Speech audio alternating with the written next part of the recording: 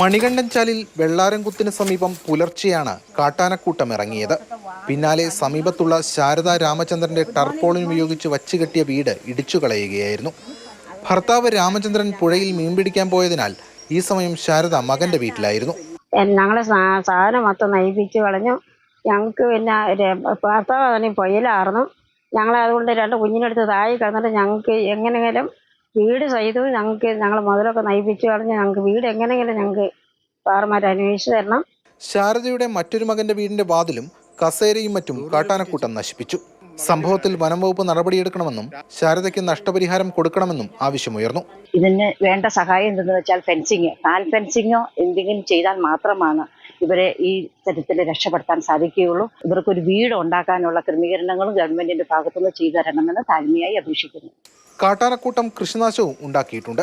വന്യമൃഗങ്ങളുടെ ശല്യം രൂക്ഷമായ പ്രദേശമാണ് ഇവിടം. മുൻപും കാട്ടാനയിറങ്ങി കൃഷി നശിപ്പിക്കുകയും ആക്രമണം നടത്തുകയും ചെയ്തിട്ടുണ്ട്. മാതൃഭൂമി ന്യൂസ്, കൊച്ചി.